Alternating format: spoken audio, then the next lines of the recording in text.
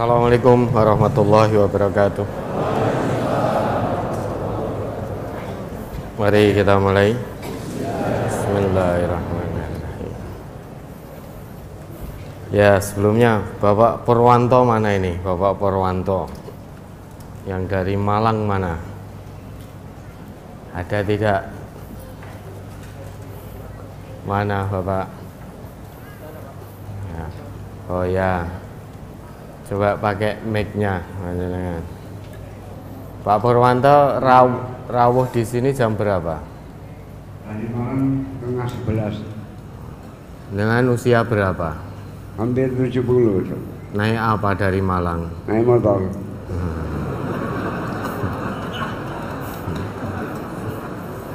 Beliau hampir setiap Ahad usia 70 dari Malang naik sepeda motor. Datang jam 11 malam.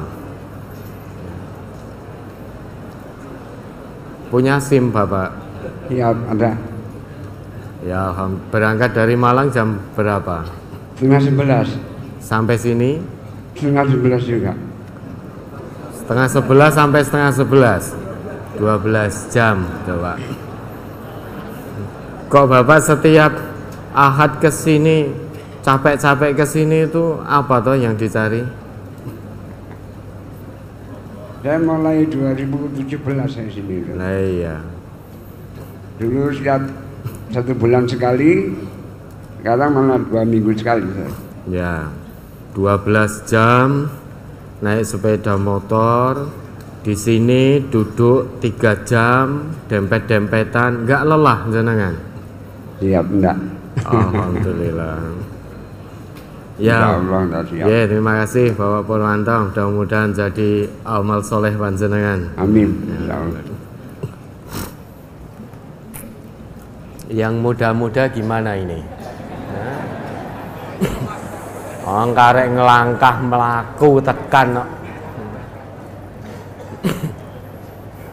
Tinggal melangkah, jalan, usianya masih muda, fisiknya kuat, tapi ternyata hari Ahad itu jadi jauh sekali.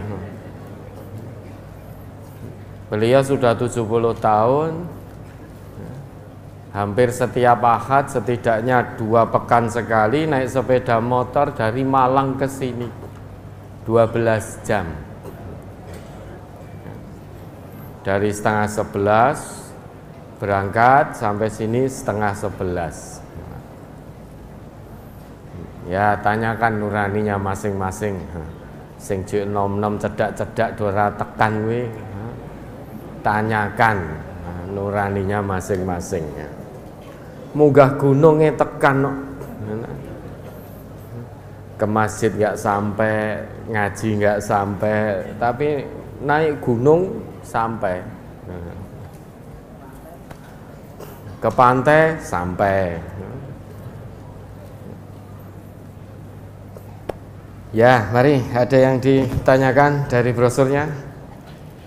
Ada beberapa pertanyaan dari brosur.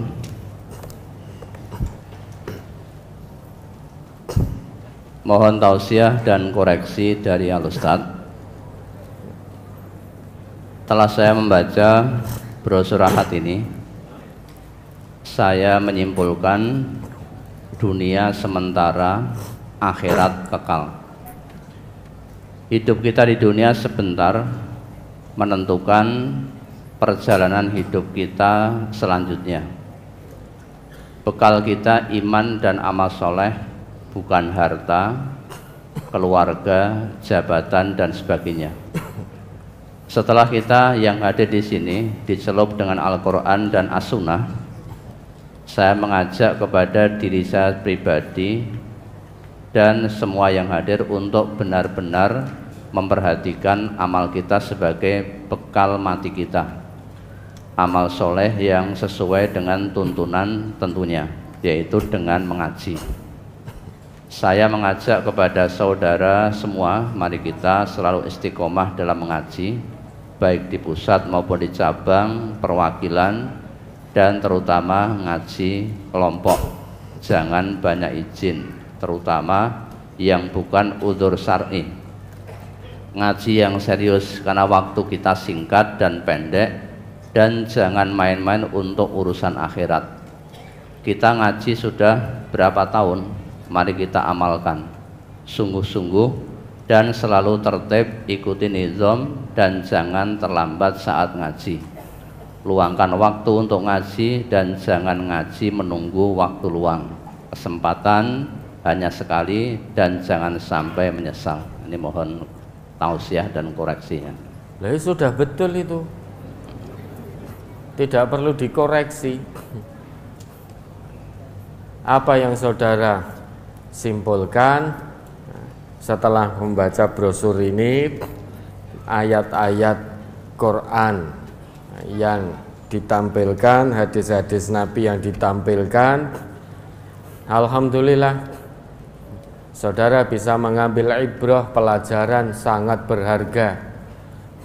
Berarti saudara membaca semua ayat dan hadis yang ada dalam brosur ini dengan mata hati yang terbuka, bukan hanya dengan mata di kepala. Beda Bapak Ibu, saat kita membaca ayat, membaca hadis, menyertakan mata hati, kita membaca dengan mata hati selain mata di kepala, dengan membaca ayat dan hadis sahih hanya modal mata di kepala, itu beda. Kalau membacanya dengan mata hati, akan ada ibrah, pelajaran yang bisa diambil, kemudian dia akan amalkan dalam kehidupan sehari-hari. Tapi kalau hanya dengan mata di kepala, ayat yang dibaca ya selesai berlalu begitu saja, tanpa ada pelajaran yang bisa diambil. Kalau tidak ada pelajaran yang bisa diambil, ya tentu tidak akan mengamalkan dalam kehidupan. Maka saudara bersyukur dianugerahi oleh Allah membaca ayat, membaca hadis dengan mata hati yang tajam. Mata di kepala boleh buta. Yang tidak boleh buta itu mata hati.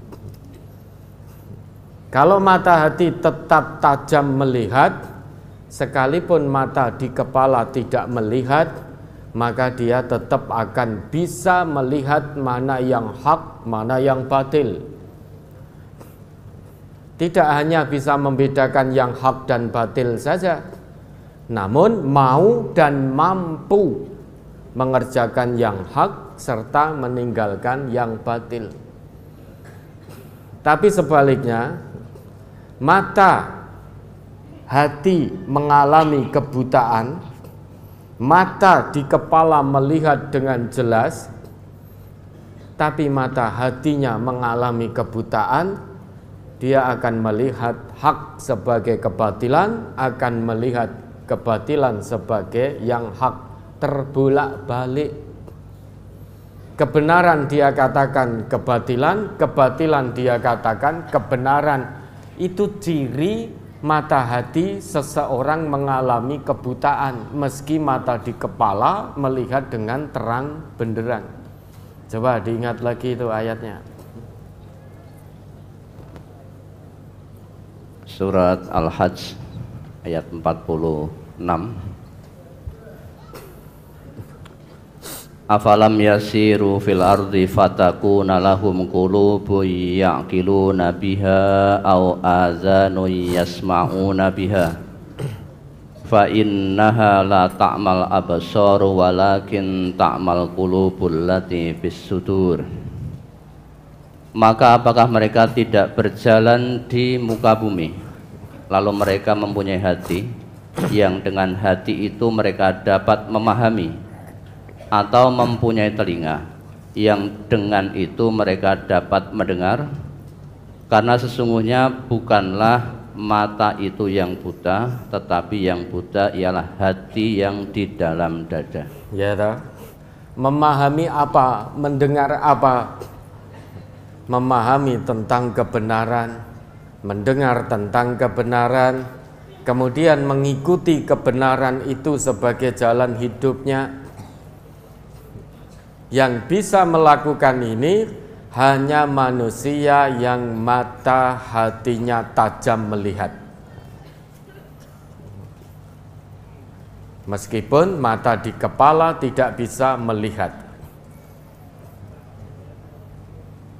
Meski mata di kepala melihat dengan terang, mata hati mengalami kebutaan, maka hidupnya akan terpimpin oleh hawa nafsu.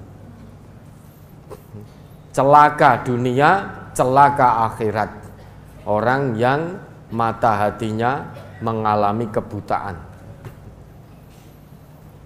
Kira-kira Bapak Ibu pilih buta mata di kepala, tapi mata hatinya tajam, atau mata hati buta, mata di kepala melihat? Pilih A atau B? A.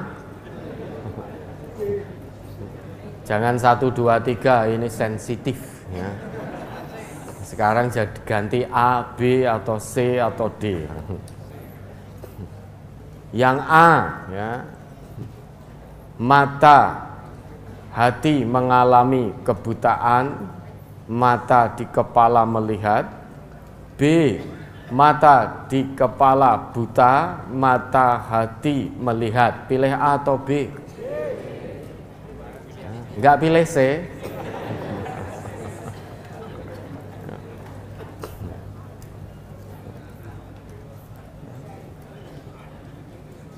Ya, ini sebagai anugerah dari Allah. Bapak Ibu diberi penglihatan yang jelas. Penglihatannya jelas, mata di kepala, mata hatinya harus lebih jelas. Maka saudara tadi tidak perlu ada yang dikoreksi, itu sudah betul. Hidup kita ini amanah dari Allah.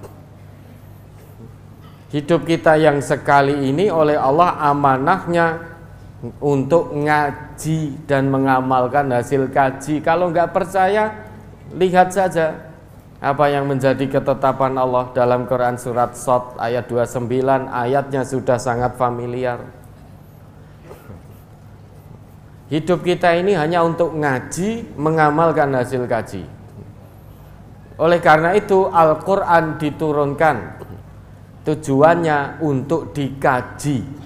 Dikaji oleh siapa? Oleh manusia. Nek jek rumangsa menungso ya ngaji yo. Nek wis ora rumangsa dadi menungso ya aja ngaji. Coba diingat lagi. Surat Shad nomor surat 38 ayat 29. Kitabun anzalnahu ilaika mubarakul liyadabbaru ayatihi waliyatazakkaru ulul albab.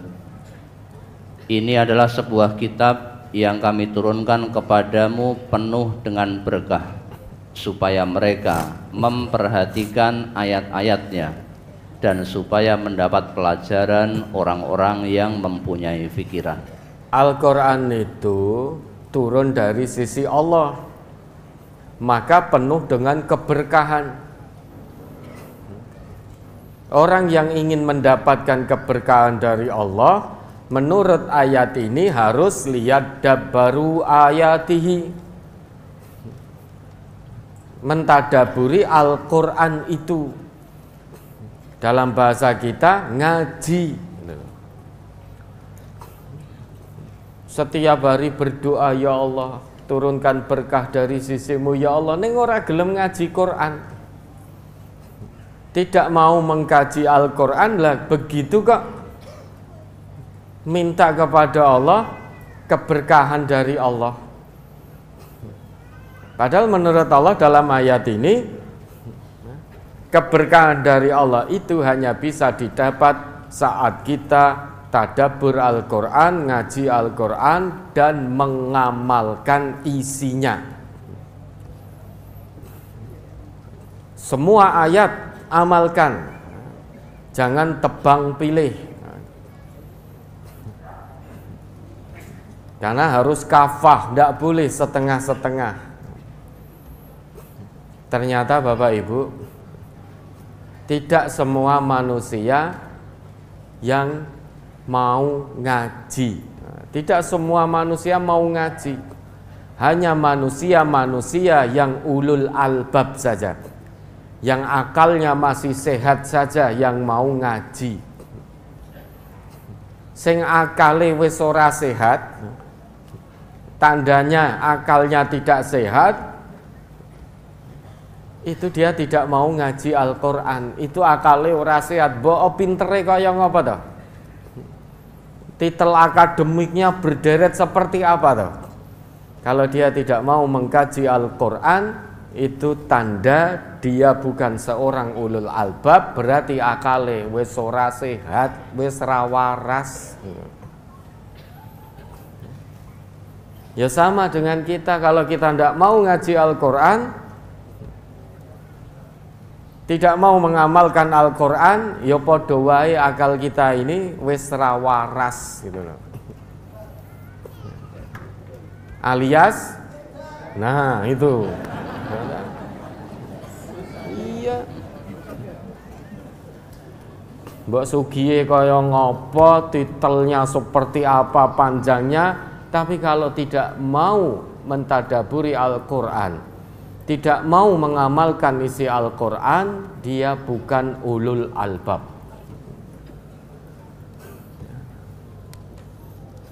Ya, maka saudara bersyukur bisa menarik pelajaran ibrah. Ternyata dunia ini tidak ada nilainya sama sekali di sisi Allah. Lebih berharga satu helai sayap nyamuk dibanding dunia seisinya. Buktinya apa? Nabi yang ngendika itu, laukanatid dunya ta'dilu indallahi janaha ba'udah masaka kafiram minha syarbata ma. Jika dunia ini ta'dilu indallah, sebanding di sisi Allah dengan satu helai sayap nyamuk, sebanding, berarti ada nilainya sama dengan satu helai sayap nyamuk. Di sisi Allah niscaya Allah tidak akan beri apapun kepada orang kafir, meskipun hanya seteguk air. Allah tidak akan beri apapun kepada orang yang tidak beriman kepadanya, meskipun hanya satu teguk air. Nah, sekarang kita melihat orang yang tidak beriman kepada Allah, dalam kesenangan dunia Allah juga kasih, Allah juga beri. Itu tanda bahwa satu helai sayap nyamuk bagi Allah lebih berharga, lebih bernilai daripada dunia seisinya. Kalau dunia seisinya nilainya sama dengan satu helai sayap nyamuk, niscaya kesenangan dunia ini oleh Allah akan diberikan semuanya kepada hambanya yang beriman. Manusia-manusia yang tidak beriman tidak akan diberi apapun oleh Allah terkait dunia ini, meski hanya seteguk air. Namun kenyataannya banyak manusia yang tidak beriman kepada Allah, untuk urusan dunia ini mereka juga diberi oleh Allah. Itu tanda bukti dari Rasulullah bahwa satu helai sayap nyamuk lebih berharga daripada dunia seisinya di sisi Allah. Oleh karenanya Allah berpesan, la taghurrannakumul hayatud dunya wala yaghurrannakum billahil ghurur. Jangan kalian tertipu daya oleh kehidupan dunia. Meski kita hidup di dunia, namun jangan sampai tertipu oleh kehidupan, oleh kesenangan dunia.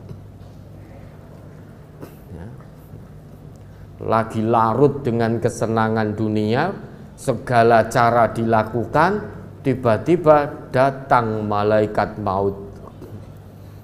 Diperintah oleh Allah untuk mencabut nyawanya. Kalau sudah begitu, penyesalan tiada guna.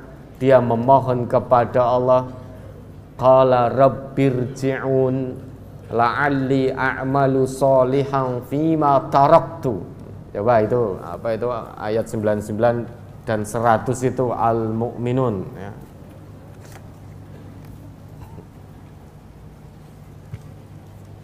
Surat Al-Mu'minun ayat 99 dan 100.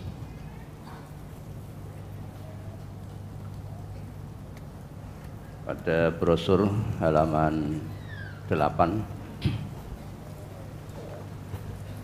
Hatta idza jaa ahadahumul maut qala rabbirji'un la'alli a'malu sholihan fima taraktu kalla innaha kalimatun huwa qailuha wa min waraihim barzakhun ila yaumi yub'atsun.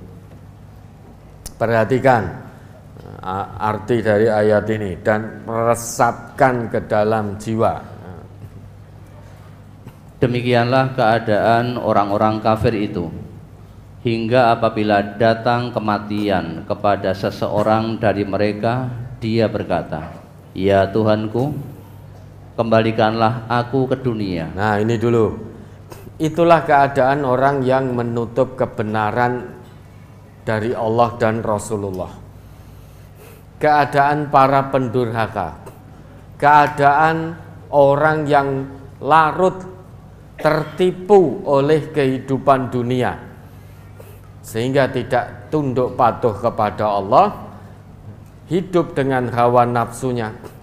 Maka ketika sedang larut dalam kemewahan kesenangan dunia, tiba-tiba Allah kirimkan malaikat mautnya, diberi perintah oleh Allah untuk mencabut nyawanya. Ketika itu terjadi, dia berputus asa, penyesalan tiada guna. Dia mengetahui secara pasti bahwa detik ini detik perpisahannya dengan dunia dan segala kesenangannya. Sedang ketaatan belum ada, ketundukan kepada Allah tidak ada, menghalalkan segala cara hanya untuk mendapatkan kemewahan kesenangan dunia. Datang malaikat maut, dia menyesal mengatakan, qala rabbirji'un, ya Allah, kembalikan aku ke dunia. Kembalikan aku ke dunia, karena dia yakin betul tidak ada bekal, tidak ada amal untuk dibawa kepada Allah. Dia yakin betul dia akan mengalami kesengsaraan yang sangat panjang, kebinasaan, siksaan bertubi-tubi. Maka dia memohon kepada Allah agar dikembalikan ke dunia, dan bahkan janji kepada Allah. Tujuannya agar dikembalikan ke dunia itu apa? Terus, agar aku berbuat amal yang soleh terhadap yang telah aku tinggalkan. Sekali-kali tidak. Sesungguhnya itu adalah perkataan yang diucapkannya saja, dan di hadapan mereka ada dinding sampai hari mereka dibangkitkan. Ya toh? La'alli a'malu sholihan fima taraktu. Ya Allah, kembalikan aku ke dunia agar aku bisa beramal soleh, amal soleh yang telah aku tinggalkan. Aku tidak beramal soleh saat aku hidup di dunia, maka sekarang aku mohon, wahai Allah, kembalikan aku ke dunia agar aku bisa beramal soleh. Jawab Allah apa? Tegas sekali, kalla, sekali-kali tidak. Kamu sudah aku beri kesempatan satu kali hidup di dunia.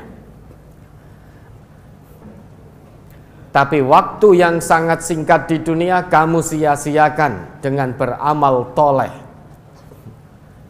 Padahal kesempatan hidup di dunia yang sangat singkat dan hanya satu kali ini harusnya kamu gunakan untuk beramal soleh. Sekarang kamu mohon agar dikembalikan ke dunia. Kalla, sekali-kali tidak.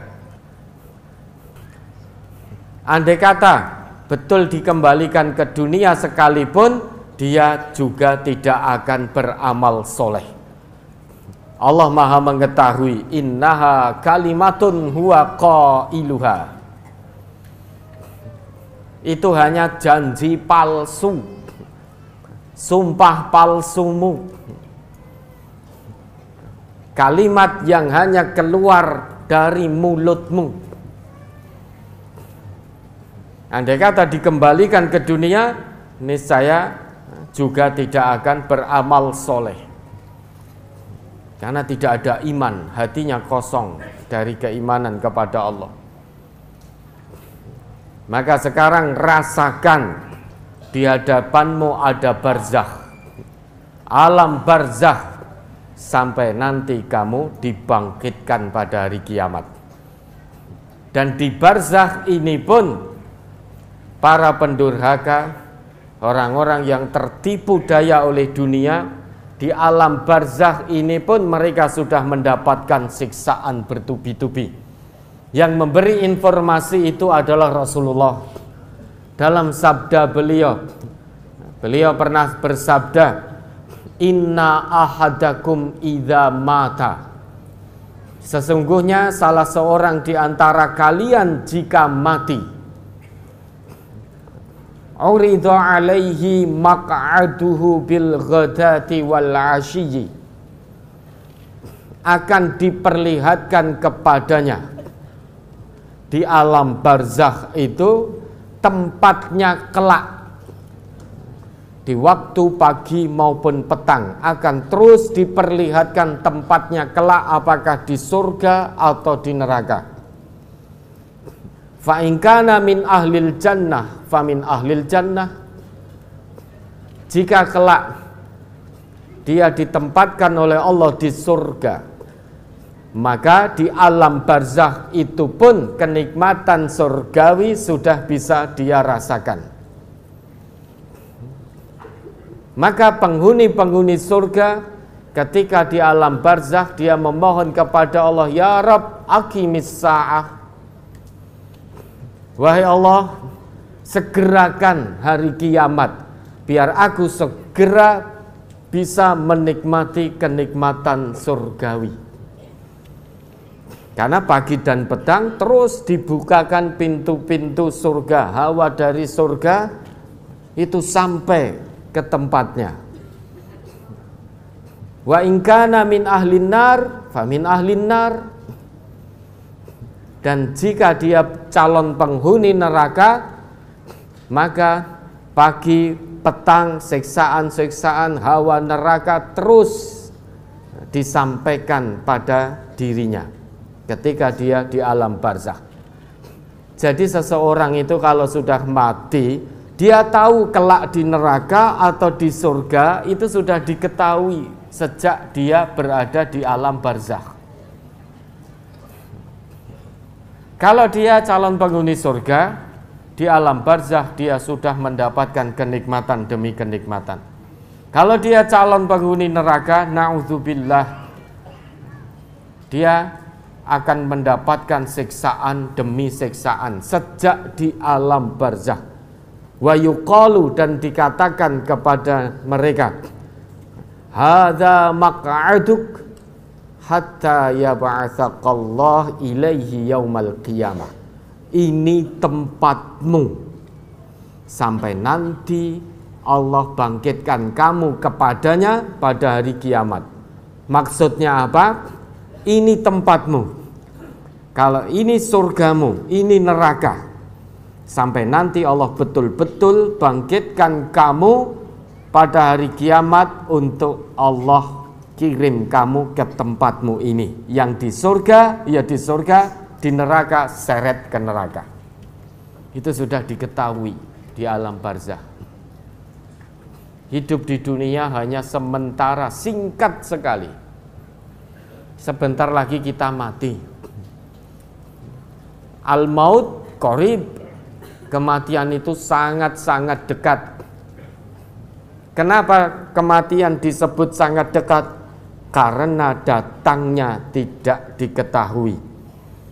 Tidak harus nunggu tobat dulu.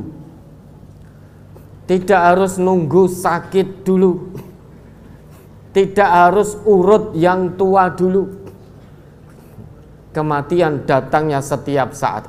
Maka seringkali kita bertanya di sini, forum ini, ada di antara Bapak Ibu yang hadir atau yang menyimak ini yang berani menjamin bahwa 5 menit ke depan dirinya masih hidup? Ada yang tahu 5 menit ke depan dirinya masih hidup? Ada yang berani menjamin? Tidak ada yang tahu. Jangankan 5 menit, 1 menit ke depan pun kita tidak tahu masih hidup atau mati. Kita tidak tahu itu. Jangankan tahun depan, 10 tahun lagi, 1 menit, 5 menit atau 1 jam ke depan kita masih hidup atau datang malaikat maut kepada kita, kita tidak ngerti.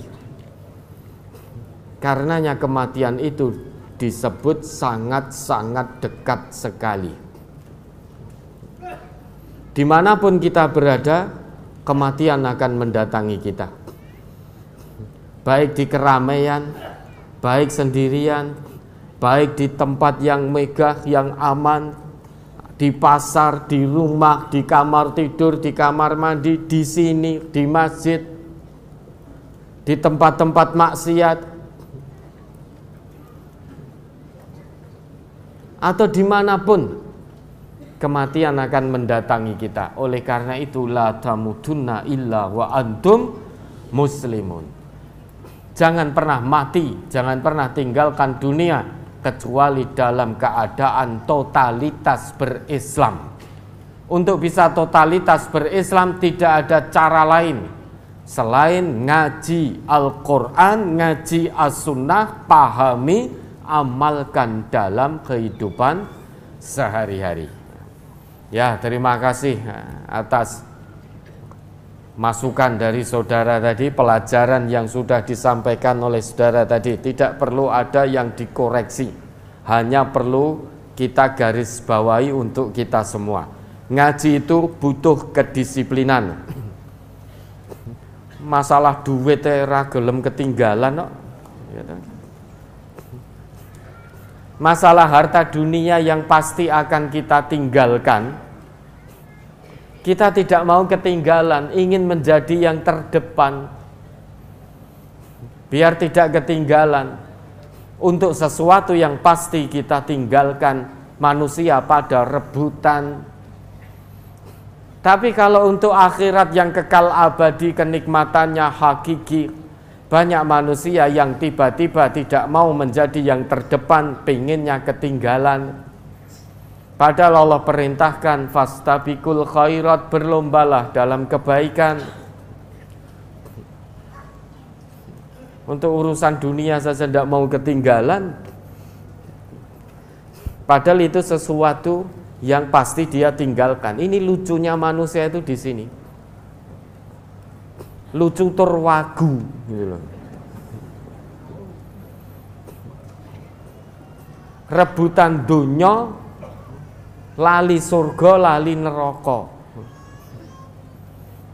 Padahal Allah itu untuk urusan dunia, pesan Allah itu hanya wala tansa nasibaka minad dunya, jangan kamu lupakan urusan duniamu. Maksud jangan kamu lupakan itu ya usahalah untuk duniamu, namun tetap sesulit apapun prinsipnya tetap cari yang halal, cari yang thayyib, halalan thayyiba. Zaman sudah semakin edan. Konon kata orang nek ramelu edan ora keduman. Itu biarkan orang mau ikut edan silahkan, ben keduman donya bar kuwi disiksa. Hamba Allah yang beriman tidak akan ikut-ikutan edan, sekalipun resikonya tidak keduman dunya. Tidak mungkin hamba Allah yang beriman mengutamakan akhirat, Allah kok melupakan dunianya, itu tidak mungkin. Oleh Allah pasti dunianya akan disertakan, bahkan disertakan dengan penuh keberkahan. Maka kami pesankan ya, untuk kami pribadi dan seluruh keluarga besar MTA ya, dan kaum muslimin dimanapun berada, sebagaimana pesan Allah, la taghurrannakumul hayatud dunya wala yaghurrannakum billahil ghurur.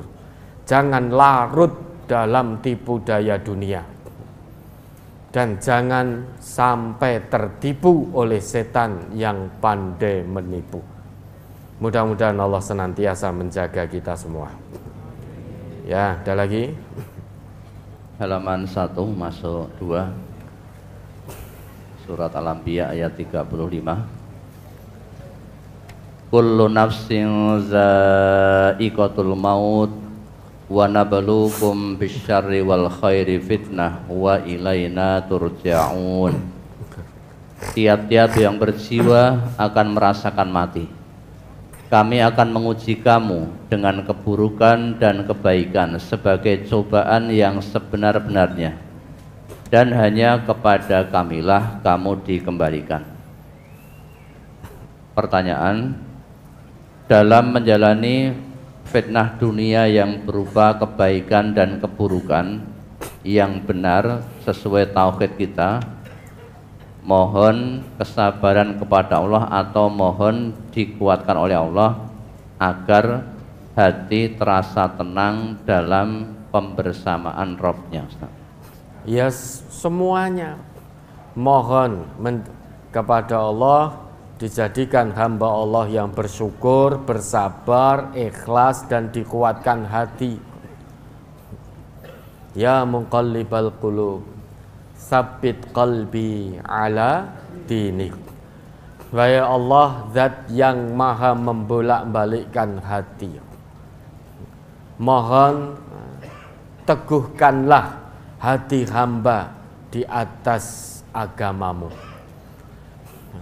Ketika diuji dengan kesenangan, bersyukur, diuji dengan kesusahan, bersabar.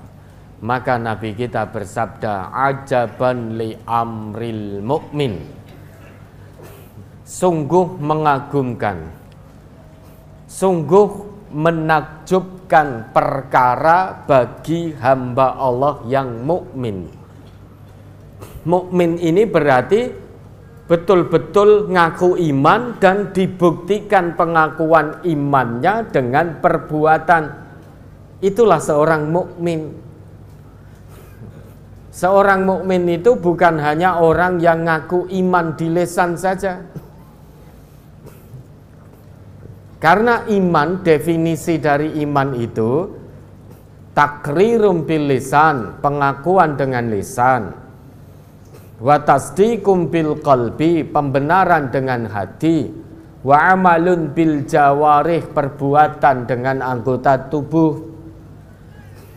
Artinya, kalau hanya sebatas takrirum bil lisan, belum tasdiqum bil qalb, belum amalun bil jawarih, dia belum seorang mukmin haqqo, belum seorang mukmin yang hakiki. Maka ketika Nabi menyebutkan ajaban li amril mu'min, mukmin di sini tentu orang yang ngaku iman dan terus berusaha membuktikan keimanannya dengan perbuatan-perbuatan kebajikan, dengan amal soleh. Itulah seorang mukmin. Maka perkaranya sungguh mengagumkan. Inna amrahu kullahu khair. Semua urusan seorang mukmin itu berakhir dengan kebaikan, berdampak kebaikan bagi dirinya. Walaisa dzaka li ahadin illa lil mu'min. Dan yang demikian itu tidak pernah dimiliki seorang pun kecuali oleh orang mukmin. In asobathu sarra'u syakara fakana khairal lahu. Jika dia diuji dengan kesenangan, dia bersyukur. Maka bersyukur itulah kebaikan bagi dirinya. Kenapa? La in syakartum la azidannakum. Allah akan tambah nikmat, tambah keberkahan bagi seorang hamba yang terus mensyukuri nikmatnya. Bersyukur kepada Allah bukan hanya sebatas ucapan alhamdulillah di lisan. Selain ucapan alhamdulillah wa syukrulillah di lisan, gunakan nikmat dari Allah itu sesuai dengan fungsi yang Allah gariskan, Allah tetapkan.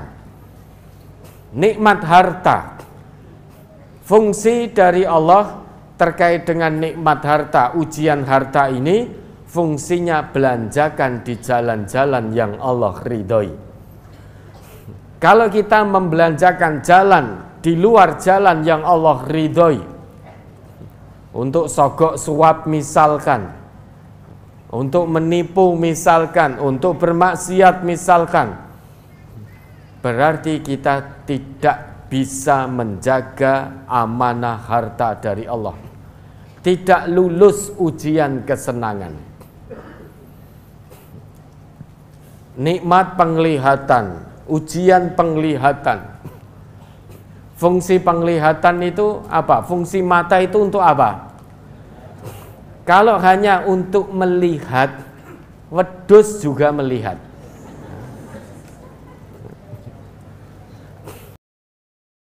Bagor Nganjuk 200.000. Bapak Priyo Budi Santoso Jakarta 30 juta. Hamba Allah Gentungan 150.000. Hamba Allah 100.000. Ibu Tum 50.000. Adik Isnani SDN 1 Bejen Celengan berisi 94.000 rupiah. Total untuk infak pondok pesantren hari ini 190.502.000 rupiah. 190.502.000 rupiah. Kemudian infak untuk media dakwah kita radio dan TV tanggal 4 Februari 2024. Kotak infak radio dan TV Ahad 28 Januari 2024 2.090.000. Hamba Allah Riau 12 juta. Hamba Allah Cianjur 300.000. Hamba Allah Sragen 36.092.000. Bapak Buyung Cikarang 500.000. Hamba Allah Bintaro 1.500.000. Hamba Allah Solo 10 juta. Hamba Allah Jogja 6.500.000. Hamba Allah Semarang 540.000. Ibu-ibu Tawangsari 275.000. Bapak Gianto Bogor 1.050.000. Hamba Allah Sukoharjo 32 juta. Bapak Tarno Solo Baru 500.000. Ibu Yati Gandean 200.000. Hamba Allah Jepara 1.500.000. Total untuk media dakwah kita radio TV hari ini 105.047.000 rupiah. 105.047.000 rupiah. Insya Allah sudah diterima dan segera disalurkan sesuai dengan amanah Bapak Ibu, saudara-saudari dan adik-adik semuanya. Mudah-mudahan infak panjenengan semua ini betul-betul dilandasi keikhlasan, hanya mengharap ridho Allah. Mudah-mudahan jadi tabungan akhirat panjenengan semuanya di sisi Allah. Ya, mudah-mudahan Allah meridai kita semua dunia dan akhirat. Kurang lebihnya mohon Satu lagi dimaaf. ada penyerahan jimat berupa Oh, ada penyerahan jimat. dari peserta khat pagi dari Purbalingga berupa sabuk, kekebalan dan senjata tajam. Wah, ini kebal tenan apa ndak ini? Sabuk kekebalan dari senjata tajam. Kekebalan dari senjata tajam. Ya. Berarti kalau senjata tumpul nggak kebal. Lah ya, manusia dianugerahi akal sehat oleh Allah, fitrah keimanan, kok yo percaya karo ngono-ngono kuwi. Ya, mudah-mudahan di sisa usia yang masih Allah berikan ini betul-betul digunakan untuk beramal soleh sebaik dan sebanyak mungkin ya. Itu nanti diawarke ya dengan teman-teman sesatnya di bawah sana ya. Sudah? Sudah cukup. Ya, baik Bapak Ibu dan saudara, kurang lebihnya mohon dimaafkan. Sampaikan salam untuk keluarga. Mohon maaf atas korupsi waktu ini ya, kelebihan waktu ya, mohon maaf, mudah-mudahan Allah mengampuni. Mari kita akhiri. Alhamdulillahirabbil alamin. Subhanakallahumma wa bihamdika asyhadu an la ilaha illa anta astaghfiruka wa atubu ilaik. Wassalamualaikum warahmatullahi wabarakatuh.